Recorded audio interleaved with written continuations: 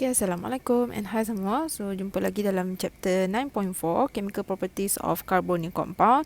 But this is our last video on chapter 9.4 and basically last video for chapter 9 lah. Okay, so in this video, I'm going to discuss chemical tests. Okay, there are 5 chemical tests dalam carbonyl compound. So, kita tengoklah. By the end of this video, you should be able to explain the identification test for aldehyde and ketone using 2,4-dinitrophenylhydrazine, Tolan, Fehling, Benedict and shift reagent.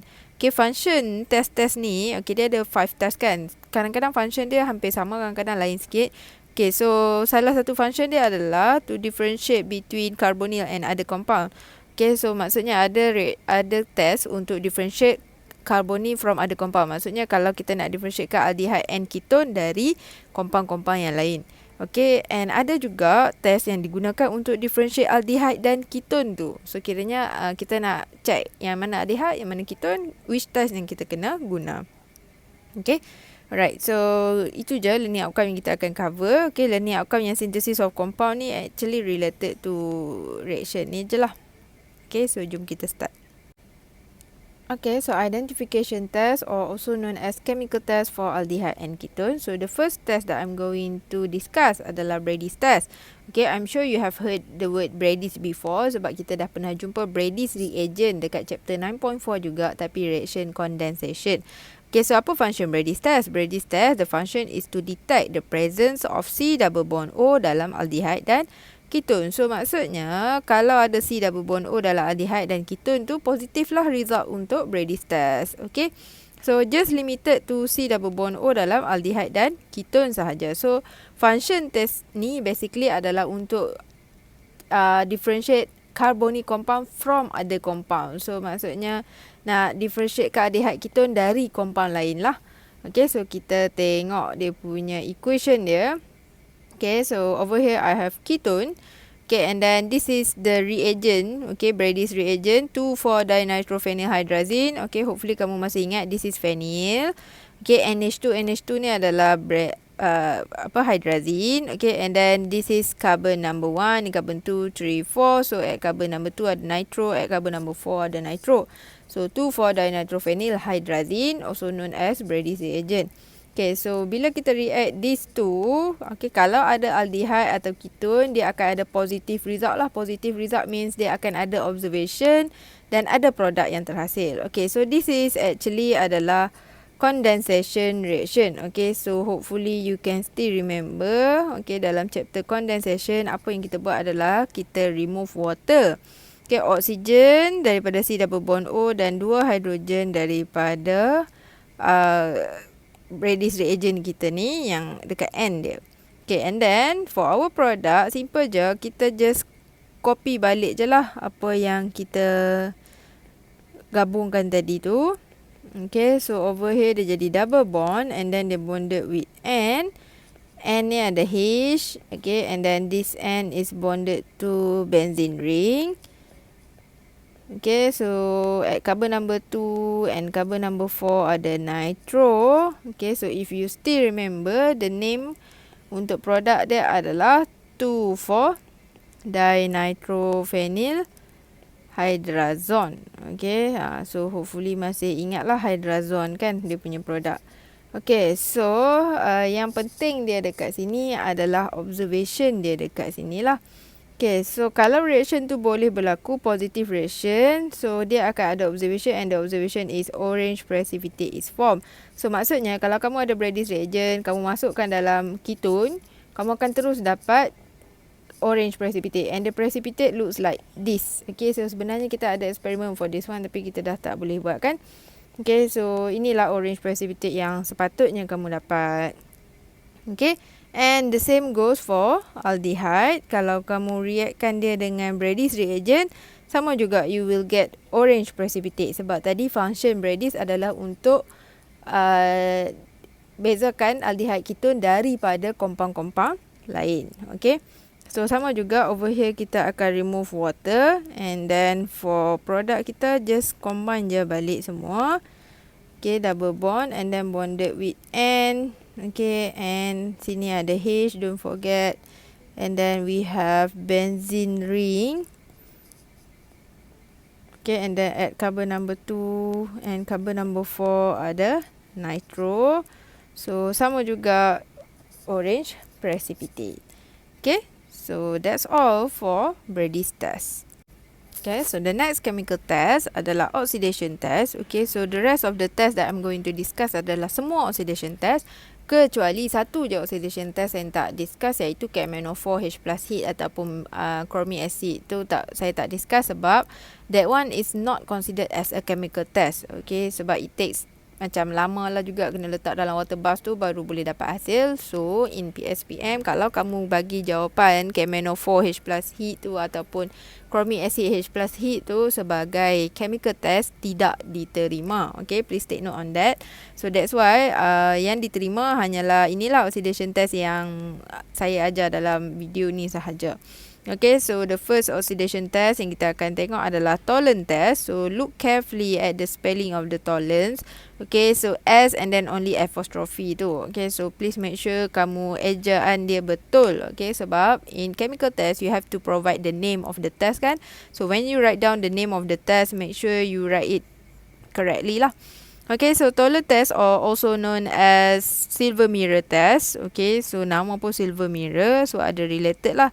So kita tengok apa function test ni. Test ni adalah untuk differentiate aldehyde from ketone. Okay, so this oxidation test which is Tollens test different from Brady's test before this. Okay, because Tollens function dia adalah untuk bezakan aldehyde dengan ketone. Kalau before this Brady's untuk bezakan aldehyde ketone dari compound lain. So hopefully kamu boleh faham lah. Alright, so our Tollens reagent adalah ini, silver, okay, AgNH3 2 plus. Okay, cara kamu tulis mesti macam ni, ini square bracket, sebab this is more to inorganic compound lah. Okay, so a mixture of aqueous silver nitrate and ammonia. Okay, so this is your Tollens reagent.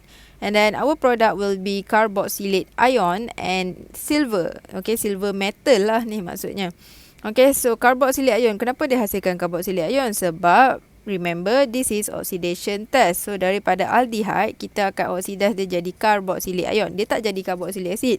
Sebab our reaction is carried out at basic condition. Okay, kalau dia carried out at basic condition, dia hanya akan hasilkan carboxylate ion sahaja.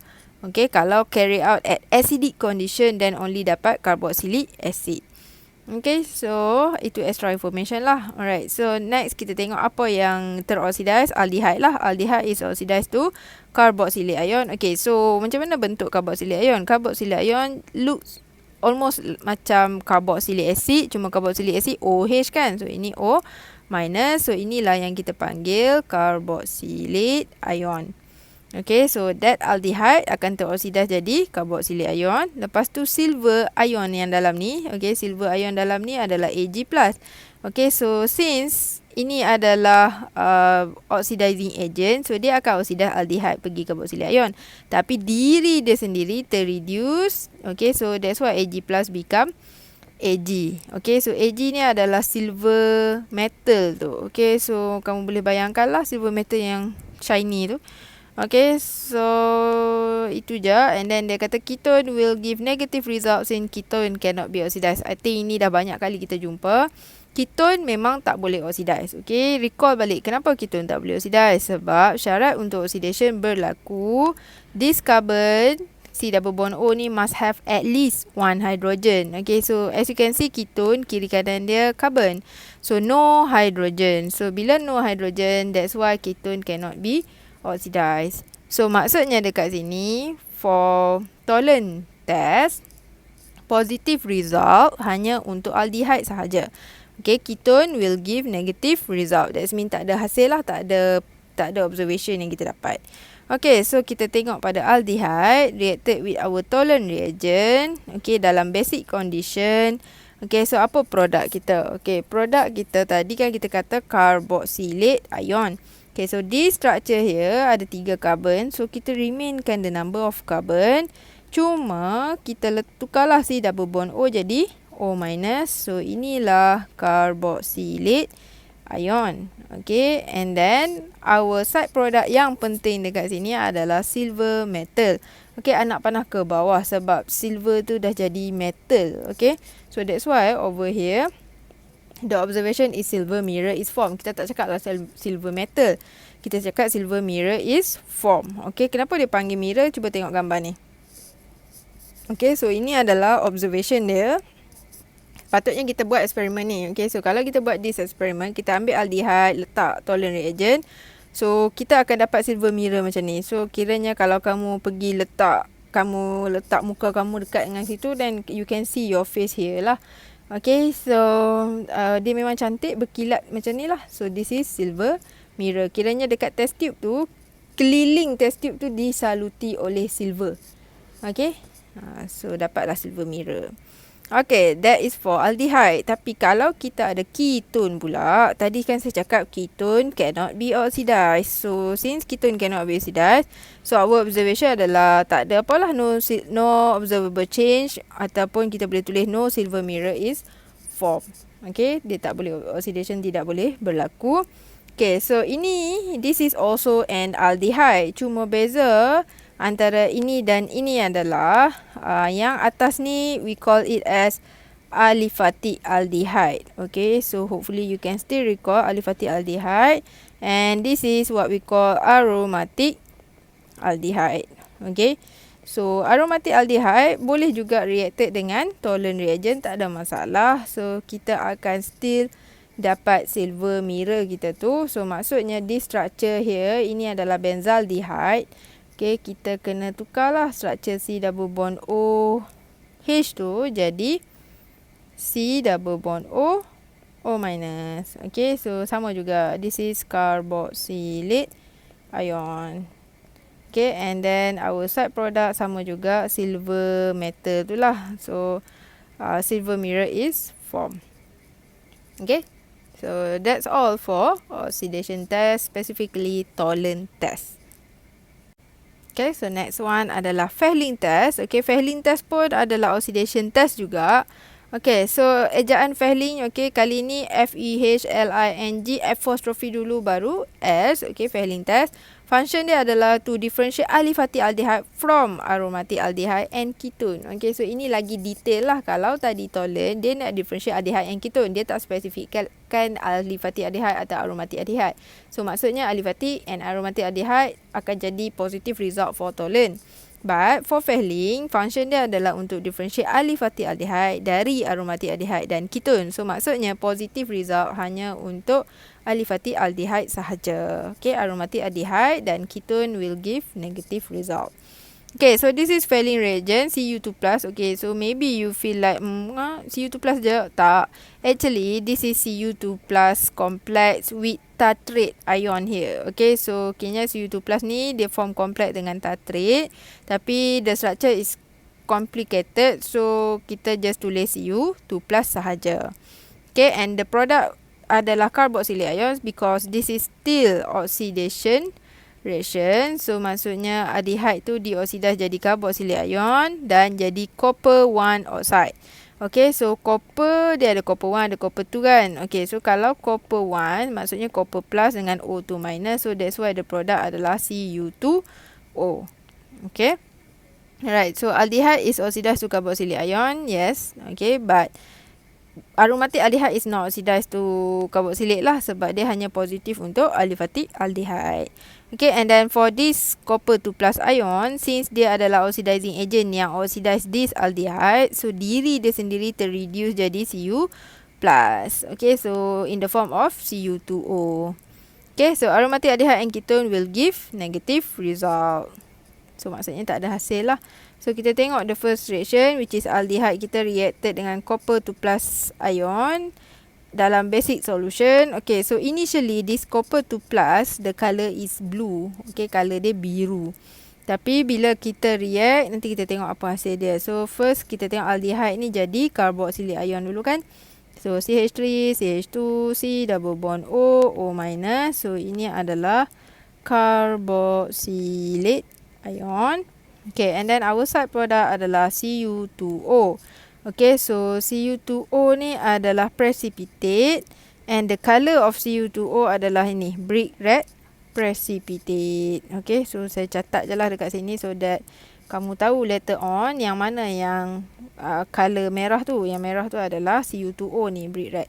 Okay, so maksudnya dekat sini color of Cu2 plus adalah blue. Tapi bila dia jadi Cu plus, dia jadi brick red precipitate. Okay, so that is for aliphatic aldehyde lah. So ini adalah aliphatic aldehyde. Okay, and then next kita nak tengok ketone. Okay, so ketone, kita dah tahu dah ketone cannot undergo oxidation. So the blue solution will remain blue lah. Okay, dia akan masih kekal biru. Dia tak tukar jadi brick red. Okay. And then for this one, this is aromatic aldehyde. How to recognize aromatic aldehyde? Kamu ada C double bond O yang attached to H, attached directly to benzene. So itulah yang kita panggil aromatic aldehyde. Okay, so this aromatic aldehyde, tadi awal-awal saya dah cakap will give negative result to Fehling. So that's why over here bila dia react, no observable change. That means the blue solution of Fehling reagent remain unchanged. Okay, so masih kekal sebagai biru. Okay, so that is Fehling test lah. Okay, so this note kamu kena tambah sendirilah. Okay, saya tak tambah sebab before this dia tak ada pun Benedict test. Sebab ada Fehling je apa. Tapi tadi saya tengok dalam learning outcome ada Benedict test. So that's why I decided to add this notes here lah. Tapi as you can see, saya dah tulis ini, Benedict test is similar to Fehling. Yes, dia memang sama. Observation dia sama, equation dia sama. Okay, tapi apa yang lain, so nanti kita tengok lah. Okay, so function ni pun sebenarnya masih sama. Okay, to differentiate aliphatic aldehyde from aromatic aldehyde and ketone. That means for aliphatic aldehyde will give positive result, aromatic negative and ketone pun negative. Okay, so reagent dia masih sama, Cu2 plus. Tapi kalau kamu tengok carefully over here, dia Cu2 plus tu complex with citrate. Okay, bukan tartrate. Tadi Cu2 plus complex with tartrate. So ini complex with citrate. Okay. So in basic solution masih ada. Tapi sama juga the structure is complicated. So we just write Cu2 plus. Okay, so over here saya copy the exact example daripada slide yang before this. So let's say lah we have this aldehyde here. Okay, cuma ini saya guna ethanol. Reacted with Cu2 plus complex. So the colour sama juga since dia Cu2 plus ion. So that means the colour is still blue. Okay, and then our product sama jugalah. So this is oxidation reaction. So this aldehyde will be oxidized to carboxylate ion. So CH3 C double bond O, O minus. So ini adalah carboxylate ion. Okay, and then our side product adalah Cu2O juga. Okay, and the color of Cu2O masih sama. Okay, iaitu brick red precipitate. Okay, so the observation kita adalah the blue color of Cu2 plus will fade and the brick red precipitate of Cu2O form. Okay, so ayat dia lain sikit lah daripada yang tadi, tapi sama je maksud dia. Okay, so mana-mana ayat pun kamu boleh guna. Okay, so basically our observation adalah brick red precipitate is formed. Okay, that is for aliphatic aldehyde. Tapi kalau untuk ketone, okay, so ketone cannot be oxidized. So this blue solution will remain blue lah. Okay, so no observable change. Okay, and then for example 3, kita ada aromatic aldehyde dengan Cu2 plus complex. Sama juga no observable change. That means the blue color will remain blue. Alright, so saya dah tulis dah observation sini. So boleh salin lah. Okay, so that's all for Benedict test. Okay, so next adalah shift test. Okay, so shift test adalah test to differentiate aldehyde from ketone. Okay, so this one dia tak specifically cakap aromatic aldehyde ke aliphatic aldehyde. That means aliphatic and aromatic aldehyde will give positive result to shift test. Okay, cuma shift test ni pun sama juga. The structure is complicated. So end up kita hanya belajar dia punya observation je lah. Tapi equation kita tak belajar. Okay, so aldehyde react with shift reagent to produce pinkish purple or magenta solution. That means aldehyde akan jadi colour ni lah kalau reacted dengan shift reagent. And ketone will give negative result to shift test. So maksudnya dia tak jadi purple lah. Okay. Right, so dalam exam, kalau soalan minta suggest a chemical test to differentiate aldehyde from ketone, okay, tolong avoid bagi shift test lah. Sebab if you give shift test and soalan tu banyak markah, that means dia perlukan equation. But kita tak belajar equation for shift test. So pilih test-test yang lain. Okay, alright. So next one, kita tengok the last test for this one is which is iodoform test. Okay, so kita dah pernah jumpa iodoform test tapi dekat chapter alkohol. Okay, function dia masih sama. Okay, cuma dekat alkohol kita function untuk detect the presence of methyl carbonyl group. Tapi itu untuk topik alkohol. So sekarang kita berada di topik carbonyl. So function iodoform test adalah untuk detect the presence of methyl carbonyl group. Okay, so ini adalah carbonyl. So ini methyl. Okay, so kita nak detect this structure here lah. Okay, so kita tengok dekat sini. Kita ada reagent kita sama juga, which is iodine in NaOH aqueous. Right, so over here kita ada ketone reacted dengan iodine NaOH. Tapi before that kita check dulu ada tak methyl carbonyl group tu. So sini carbonyl and over here ada methyl. So betul lah. So that means this structure will give a positive result to iodoform test. Okay, so maksudnya betul lah kita akan produce kita punya structure iaitu carboxylate ion. Okay, so draw balik kita punya benzene and then C double bond O attach dengan O minus. So ini adalah carboxylate ion. Okay, hopefully you still remember apa side product dia. Side product dia adalah this CH3 keluar akan combine dengan I tapi bukan jadi CH3I. Okay, please remember the name. The name is triiodomethane. Okay, so yang tiga adalah iodine. So CH3. Okay, the color of this CH3 adalah yellow precipitate and this CH3 is also called as iodoform. Okay, so that's why nama dia iodoform test. Okay, so our observation adalah yellow precipitate is formed. Okay, so next one kita tengok this structure here. Okay, ni C double bond OH, ini aldehyde. Dia tak ada masalah aldehyde ke ketone ke, tak ada masalah.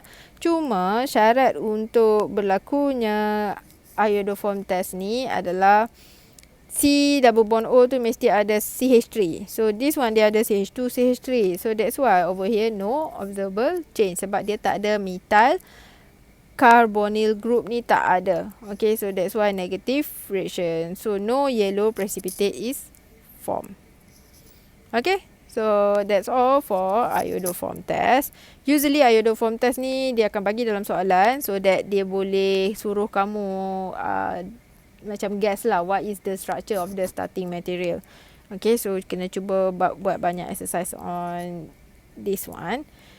Okay, so the next one adalah try this. Okay, so ini PSPM 2016-17. As you can see, saya suka ambil soalan yang macam ni sebab agak simple lah. Okay, so cuba buat semua exercise yang ada dalam nota ni. Nanti kita akan discuss dalam kita punya Google Meet session. Okay, so I think that's all for chapter 9.4 and actually that's all for chapter Carbonyl. Thank you. Bye.